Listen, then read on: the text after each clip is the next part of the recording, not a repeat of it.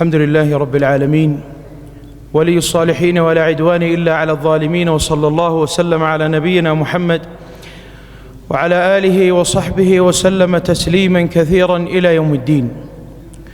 إن شانئك هو الأبتر، إمام المرسلين فداك روحي وأرواح الأئمة والدعاة، رسول العالمين فداك عرضي وأعراض الأحبة والثقات، ويا علم الهدى يفديك عمري وما لي يا نبي المكرمات، فداك الكون يا عطر السجايا فما للكون دونك من زكاتي، وعرضك عرضنا ورقاك فينا بمنزلة الشهادة والصلاة، رفعت منازلا وشرحت صدرا ودينك ظاهر رغم العداة، وذكرك يا رسول الله زاد تضاء به أسارير الحياة، يتيما أنقذ الدنيا فقيرا أفاض على البرية بالهبات، طريدا أمن الدنيا فشادت على بنيانه أيدي البنات،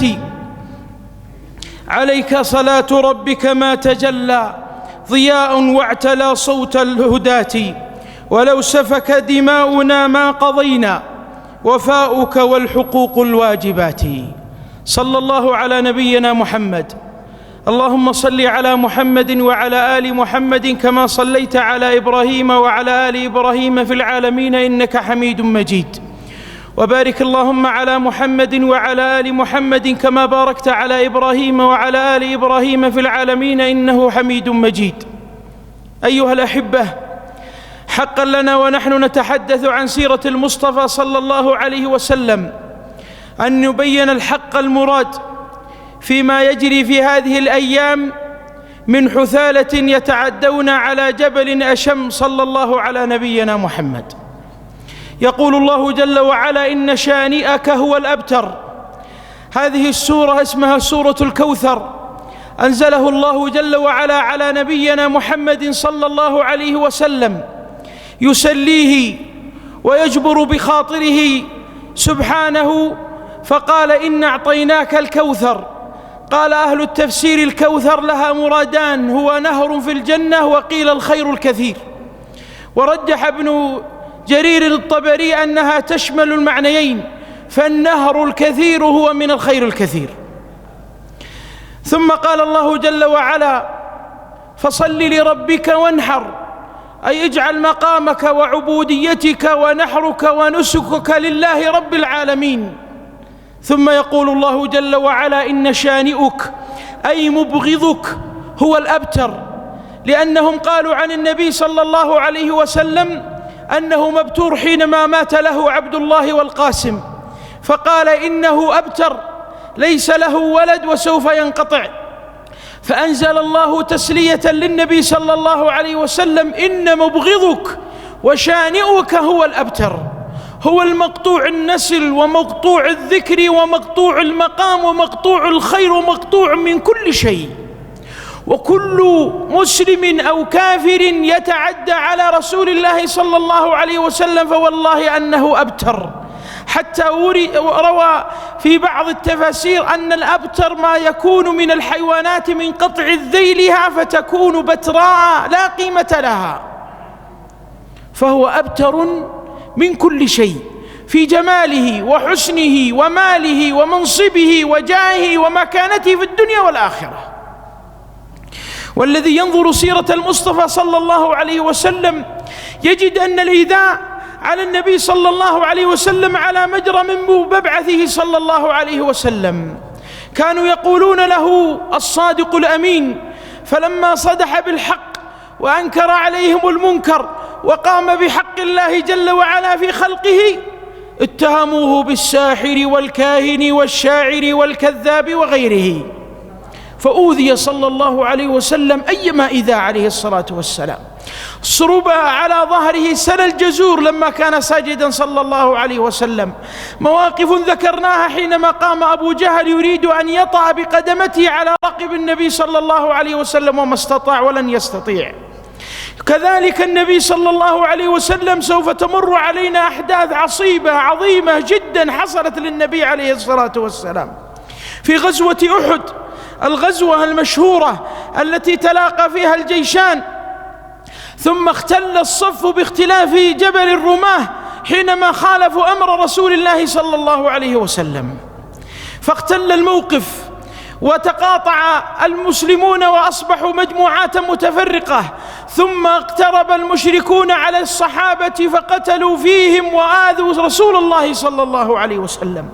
ودعونا نأتي بالمنظار إلى موقف حدث للنبي عليه الصلاة والسلام، لم يبق معه إلا طلحة، وإذا بالنبي صلى الله عليه وسلم يقف ويقول لمن حوله: من يدافع عني وله الجنة؟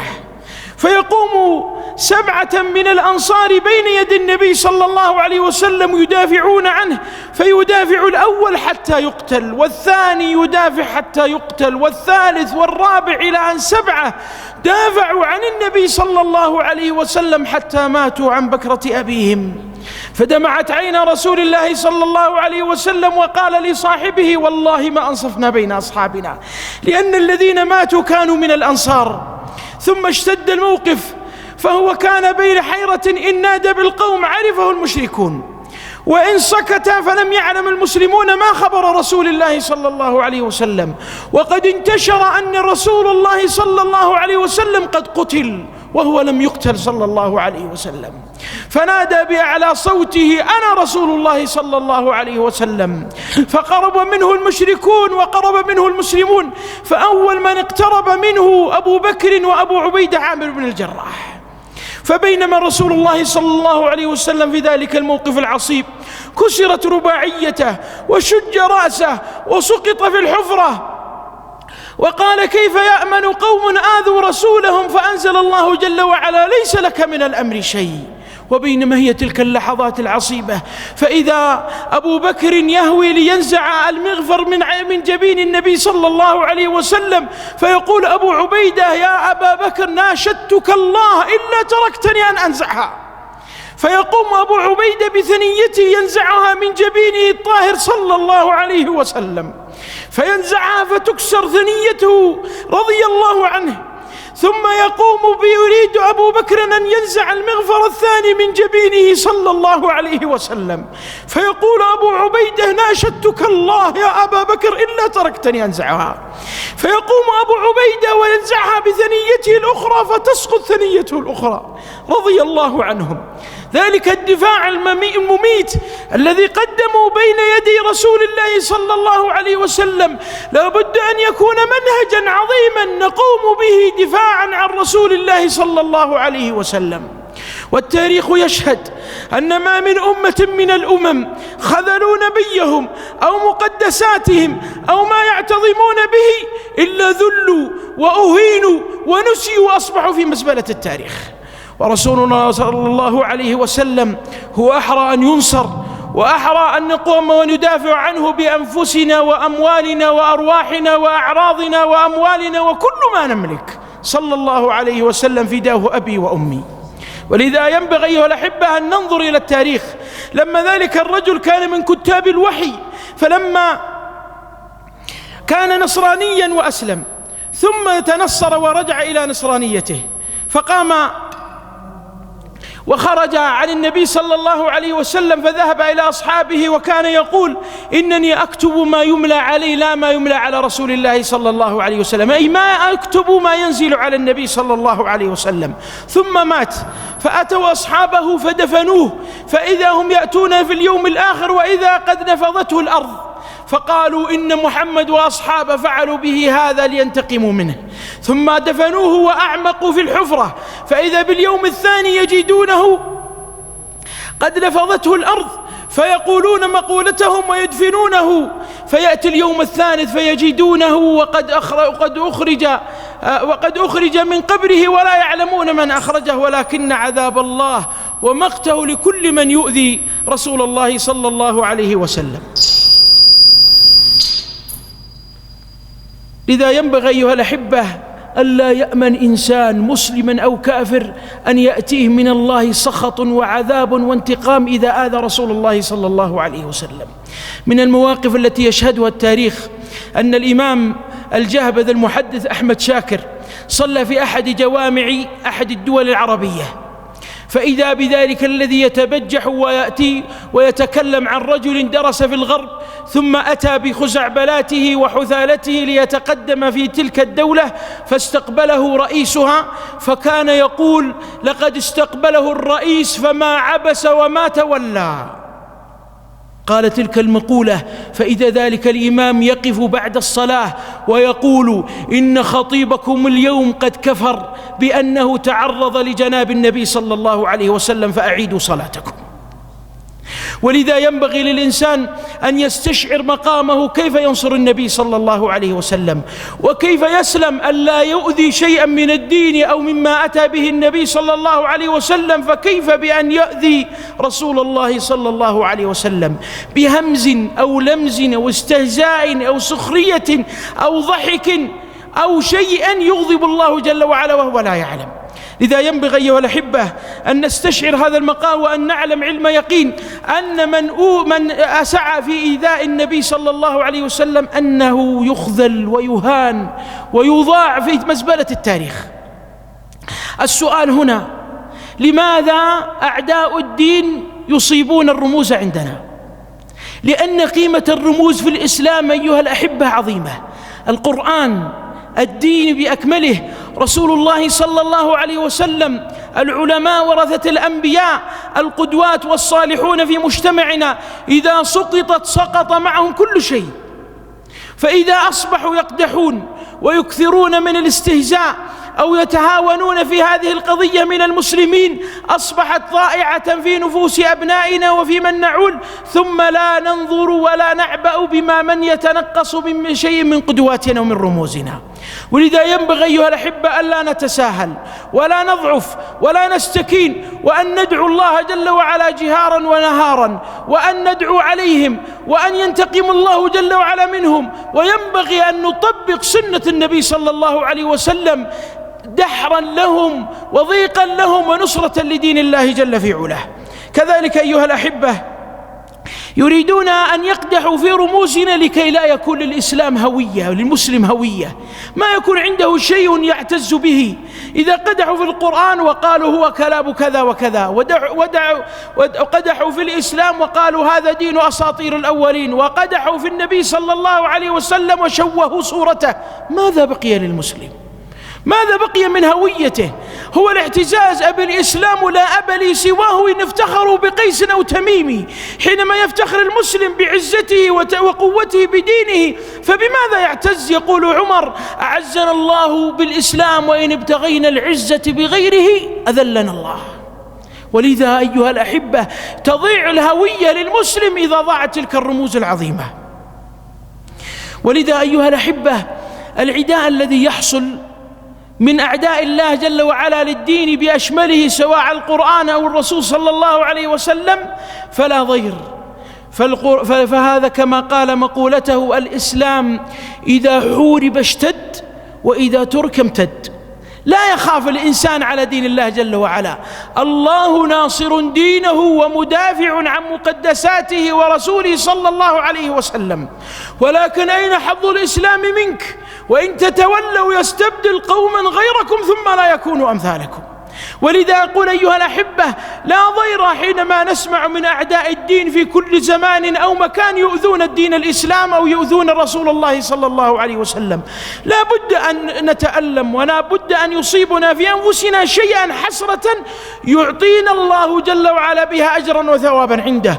ولكن لا بد أن نكون متفائلين أن دين الله منصور، وأن رسولنا صلى الله عليه وسلم هو سوف يدافع عنه ربنا، وأن يسخر له من هو ذليل عند الناس أن ينصر دين محمد صلى الله عليه وسلم. وكم من المواقف التي تشهد لما أتوا وحاربوا الحجاب في إحدى الدول الغربية فأعلنوا في الجرائد بأن تلك الزبالة السوداء وذلك، وبدأوا يتكلمون في العباءة، فإذا بالقوم يخرجون من منازلهم ينادون للمسلمات من المساجد أن اخرجوا وعيشوا الحرية، فإذا بالمسلمات يخرجن ويوضحن لهن قيمة الإسلام وقيمة الحجاب، فإذا هم يدخلون في دين الله أفواجا. فإذا برئيس التحرير يأتي إلى الجريدة ويقول قفوا، لا تكتبوا ولا تنشروا ولا تعلقوا، بدأ الناس يسلمون. أبدا والله أيها الأحبة ما موقف ذلك الخسيس الذليل أن يؤذي رسول الله صلى الله عليه وسلم أو من معه، والله أنه نصرة بإذن الله الواحد الأحد. لذا أقول أيها الأحبة أنا لا أذكر المواقف بعينها، لكن من الأحداث العظيمة في 11 سبتمبر كان هناك قضية مشهورة على مستوى العالم واتهموا بها الإسلام وقيل أنه اليهود، ولسنا هنا في تحرير محل النزاع. لكن يقول لنا أحد الدعاة الصينيين أمامي ولم يخبرني أحد، هو بنفسه يخبرنا أحد طلاب الشيخ عبد العزيز بن باز، يقول والله تعلمون العداء الذي بين الصين ودولة الكفر، فقالوا أنهم لما علموا قالوا من الذي فعل؟ قالوا ناس يقال لهم مسلمون وكانوا مغيبون عن الإسلام. يقول فإذا بالصينيين يدخلون في دين الله أفواجا، يقرؤون عن هذا الإسلام وما هذا الإسلام ومن هو أولئك المسلمين وكذا وكذا، وبدأوا يقرؤون. ثم علقوا هذه لفتة، قال فبدأ الإعلام الخبيث لدينا يشوي صورة الإسلام فأثر على الطبقة العامة، أما طبقة المثقفين لما وصلهم الحق فمنهم كثير قد أسلم ولم يرجع. ولذا لا ضير ولا نخاف أبدا أننا سوف نؤذى فنضعف أو يضمحل هذا الدين أو ينتقص شيئا من الدين أبدا، بل والله أنه التاريخ يشهد والعقل يشهد والشرع يشهد أن دين الله منصور. يريدون ليطفئوا نور الله بأفواههم والله متم نوره ولو كره الكافرون. جلست تلك المرأة 4 سنوات في مالي تعيش وهي مبشرة نصرانية من الكاثوليكية، وبينما هي قادمة وتقدم وتغير اسمها إلى مريم، محبوسة أسيرة، فلما رأت الإسلام أسلمت. كان ذلك المبغوض يريد أن يتكلم بعد استقبالها أنها آخر أسارى تلك الدولة في مالي، فلما علم أنها أسلمت ترك اللقاء وترك الصحفيين وخرج. قل موتوا بغيظكم، والله أن دين الله منصور. لكن ما هو دوري ودورك ودور كل إنسان؟ وهذا أختم بها أيها الأحبة كيف ننصر النبي صلى الله عليه وسلم. أول القضايا التي ينبغي أن نستشعرها أيها الأحبة نطبق سنة النبي صلى الله عليه وسلم في كل حياتنا. ولذا يقولون الإمام أحمد بن حنبل رحمة الله عليه كان يرى النبي صلى الله عليه وسلم كل ليلة، فقيل ذكروا أهل السير قالوا بكثرة تطبيقه لسنة النبي صلى الله عليه وسلم كان ما يدع سنة عليه رحمة الله إلا ويطبقها. ولذا قالوا أهل العلم من يريد أن يرى النبي صلى الله عليه وسلم في منامه فليكثر من تطبيق سنته صلى الله عليه وسلم. كذلك أيها الأحبة التعريف بالنبي صلى الله عليه وسلم في كل شيء، ما هو خلقه وما هو خلقه وما هي دابته وكيف مسكنه وكم عدد أزواجه ومن هو بناته وأبناؤه، ما هي مغازيه ما هي مواقفه كيف حلمه صلى الله عليه وسلم. لا بد أن نعرفه في كل وسائل التواصل الاجتماعي وفي كل أرجاء حياتنا. كذلك أيها الأحبة أن نعرف النبي صلى الله عليه وسلم كيف وصف صلى الله عليه وسلم خلقه. ويقولون أهل السير من أعظم ما وصف النبي صلى الله عليه وسلم أم معبد، وسوف تأتينا في قصة الهجرة لما زار النبي صلى الله عليه وسلم الخيمة التي تعيش فيها، ثم ذهب صلى الله عليه وسلم فأتى زوجها فسألها من أتاكم اليوم؟ فوصفت رسول الله صلى الله عليه وسلم بوصف عجيب. ولذا نعرف كيف خلقه، كيف شعره، كيف كتفيه، كيف صدره، كيف مشيته كأنما ينحط من صبب صلى الله عليه وسلم. كذلك أيها الأحبة لا بد أن ننشر المؤتمرات والصحف في دراسة سيرة النبي صلى الله عليه وسلم، حياته الاقتصادية، حياته السياسية، حياته الاجتماعية، حياته الأسرية، حياته في حروبه، حياته في تعليمه لخلق الله جل وعلا. ينبغي أن تقام مؤتمرات وتكرر 2 أو 3 وتكون في عقر دار الكفار ليعرفون قيمة ذلك الإسلام العظيم وقيمة الرسول صلى الله عليه وسلم. كذلك أيها الأحبة ينبغي إصدار تصريحات وبيان من علمائنا الأجلاء ومن قاداتنا لكي يستنكر هذه القضية، لأنها من أعظم قضايا التي تقام عليها الدولة ووفقها الله، وكذلك من أعظم القضايا التي يقام عليها الإسلام في حياته وفي شؤونه. كذلك أيها الأحبة من الأفكار إقامة المعارض عن سيرة النبي صلى الله عليه وسلم، ونحن نحث مواطن التعليم أن يفتحوا المجال. وأذكر مشروع رائع جدا في منطقة نجران أخذوها قيل من منطقة مكة، فيها حقيبة مباركة عظيمة جدا عن النبي صلى الله عليه وسلم وحياته ومواقفه بوسائل مختلفة رائعة جدا، ما بين المنثور والمسموع وغيره من المواقف الجميلة. كذلك أيها الأحبة، من نصرة النبي صلى الله عليه وسلم أن نبدأ من اليوم نقرأ سيرة النبي صلى الله عليه وسلم مع أبنائنا. نقرأ سيرة جزء بسيط، يعني الكتب كثيرة وحتى في كتب مبسطة. أقمت قبل في فترة الحجر مع أبناء إخواني مسابقة في قراءة الكتاب سيرة النبي صلى الله عليه وسلم. ما كان الكتاب يتجاوز 10 صفحات، وكانت 10 كتب كانت رائعة جدا، يعرفون النبي صلى الله عليه وسلم أقلها الأشياء الأساسية، ولن يستطيعوا أن يحتووا في 10 كتب كل كتاب 10 صفحات والصفحة باتساع كلماتها، إلا أنه تبث فيهم معرفة النبي صلى الله عليه وسلم. درس بسيط في الشمائل المحمدية للترمذي، حينما تعرف خلقه ولباسه وحذاءه وأكرمكم الله وعصاته صلى الله عليه وسلم ودابته وحياته التي يعيش فيها صلى الله عليه وسلم. كذلك أيها الأحبة، من أمور نصرة النبي صلى الله عليه وسلم مقاطعة تلك المنتجات. والله اليوم أدخل السوبر ماركت والله العظيم أنني أجد السواد في تلك المنتجات التي نشرت أنها من تلك الدولة، ولذا ينبغي أن نستلذ ونستطعم بأن نقصر اقتصادهم وأن نمقتهم وأن نبغضهم وأن نتمنى زوالهم ونتمنى أن لا يبقوا لهم أثرا وأن يكونوا أذلا في كل مكان. كذلك أيها الأحبة، الدفاع عن القيم الإسلامية. أيها الأحبة، باليومين الماضيين كنت في لقاء عبر الإنترنت مع مجموعة من الفضلاء فتكلموا عن القيادة عند المرأة، فأتى من هو محسوب ومبارك منا يقول أن عدم تقييم المرأة في القيادات المجتمع والأعراف وما نحن فيه، وهذا مصيبة والله كارثة. أين قيادتها في البيت؟ الأم مدرسة وعددتها شعبا طيب الأعراق. تكلمت معهم في الحديث، ولكن والله يؤلم أن يظن الناس أن القصور أو التأخر أو الانحطاط أو الضعف أو عدم المعرفة هو أنه ديننا أو أعرافنا التي متمسكين بها منبثقة من الكتاب والسنة. كذلك أيها الأحبة، التقرب إلى الله من محبة آل البيت. دائما يغاب على أنفسنا أننا ينبغي أن نحب آل البيت، والنبي صلى الله عليه وسلم من قال من أحبهم فقد أحبني صلى الله عليه وسلم. ينبغي أن نحب آل البيت، ومنهج أهل السنة والجماعة أن نبغض فيهم كل عاصي ونحب فيهم كل طائع، ونقدرهم لأنهم من آل البيت مما قدرهم النبي صلى الله عليه وسلم. كذلك أيها الأحبة، حفظ الأذكار. كتاب رائع جميل الشيخ سعيد بن وهف رحمة الله عليه رحمة الأبرار. هذا الكتاب العظيم الذي رشر أصقاع الأرض، والله ما تذهب مشرق أو مغرب في الأرض بأكملها إلا وهذا الكتاب بين يديك. وصل وتجاوز 55 لغة وأكثر. مبارك هذا الكتاب على ما فيه من وجود كتب أخرى من نفس صنفه لم تنشر ولم تشتهر.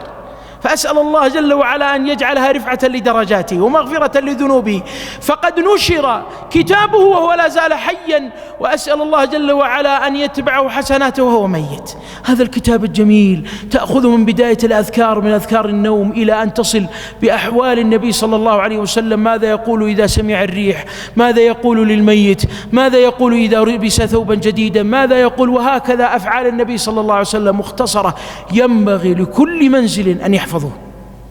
والله نذكر من بداية ما كنا في برامج مع الإخوة في المدارس إن أول ما نبدأ به حفظ حصن المسلم، وإن من ألذ ما يعيشه أبناؤنا أن يكون حافظا لأذكاره.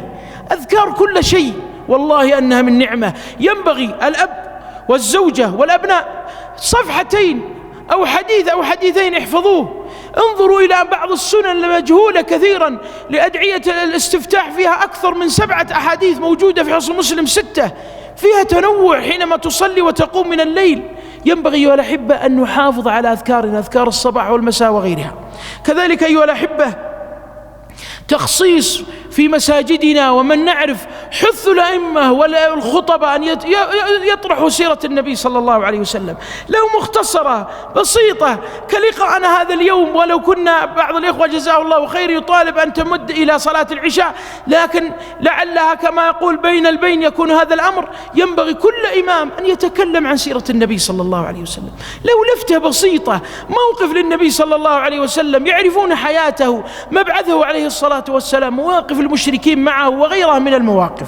كذلك أيها الأحبة توضيح للمسلمين كيف كان أحوال النبي صلى الله عليه وسلم مع أعدائه.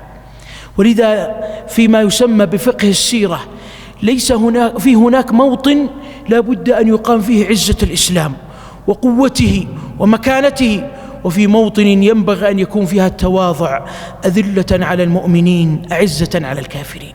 في بعض المواطن كان النبي صلى الله عليه وسلم لطيف وهادئ، ولكنه يحمل من الثقة ما إن يهابه قومه أمامه. وكان صلى الله عليه وسلم لطيف حنون رقيق ودود حتى مع الصبي والمرأة المجنونة صلى الله عليه وسلم، فلا يحسن في موطن الحزم أن تقيمه في موطن الرفق، ولا يحسن أن تحمل موقف الرفق في موقف الحزم. فكما كان النبي صلى الله عليه وسلم شجاعا مع الكفار والمشركين في مواطنهم، يقول لقريش، وقلتها سابقا في أحد مواقفه: يا قريش والله لقد جئتكم بالذبح، وهو لوحده، ليعطيه العزة والقوة والمكانة، وليبين أن الله معه، وأن مهما فعلتم فوالله لن تؤذوني ولن تستطيعوا أن تهزوا ما في قلبي. والله لو وضعوا الشمس في يميني والقمر في يساري لا أرجع ذلك حتى أبلغه أو أهلك دونه صلى الله عليه وسلم. ولذا انظروا إلى الموطن الثاني لما تحالفوا في صلح الحديبية، وبدأ قال من رسول الله صلى الله عليه وسلم إلى قريش، قال لو أنك رسول الله ما حاربناك. قال ما أفعل؟ قال أمحوها. وكان علي يكتب، قال أمحوها يا علي. قال والله لا أمحوها يا رسول الله. فقام أين هي يا علي؟ فأراه علي بن أبي طالب فمحاها صلى الله عليه وسلم، محاها صلى الله عليه وسلم ليكتسب مواقف عظيمة بعد ذلك الصلح. محاها صلى الله عليه وسلم لا معنى ذلة ولا ضعفا ولا استكانة، محاها صلى الله عليه وسلم ليوري الناس أن نكون في منطقة منتصفة، تأخذون ما لديكم ونأخذ ما لدينا بالعدل والحق والإحسان. وهكذا كان حينما انتصروا وبدأت كل بند من تلك البنود ينقضونها كفار قريش، حتى كان صلح الحديبية فتحا كما ذكره القرآن: إن فتحنا لك فتحا مبينا. ولذا ينبغي أيها الأحبة أن نفقه سيرة النبي صلى الله عليه وسلم، لا ننظرها بهذه الأحاديث، أو يأتي من يأتي فيتكلم عن تعامل اليهود ثم يركبها على تواطؤ من يتواطى مع اليهود. لا والله، دين الله معروف، وسنة النبي صلى الله عليه وسلم معروفة، ووصفه لأحواله في كل موطن معروفة. ولذا ما ذكروا أحوال النبي صلى الله عليه وسلم في مكة وارتباطه بالآيات التي نزلت في مكة، وأحواله في المدينة والآيات التي نزلت في المدينة، لكي يأخذ منها المقاصد والأحكام والتشريع والبيان والأحوال. ولذا ينبغي والأحبة أن يفتطن لهذا الأمر. أسأل المولى سبحانه جل في علاه من آذانا في نبينا أن ينتقم الله منه. اللهم اخرس لسانه، اللهم شل أركانه، اللهم اخرس لسانه، اللهم شل أركانه. اللهم أرنا فيهم يوما أسودا، اللهم أرنا فيهم يوما أسودا. اللهم انتقم لنا منهم يا رب العالمين، اللهم انتقم لنا منهم يا رب العالمين، اللهم انتقم لنا منهم يا رب العالمين. اللهم إنا نسألك أن تجعلنا وإياكم من أنصار دينه، اللهم اجعلنا من أنصار دينه وأنصار سنة محمد صلى الله عليه وسلم. اللهم ثبت الإيمان في قلوبنا، اللهم ثبت الإيمان في قلوبنا، وكره إلينا الكفر والفسوق والعصيان.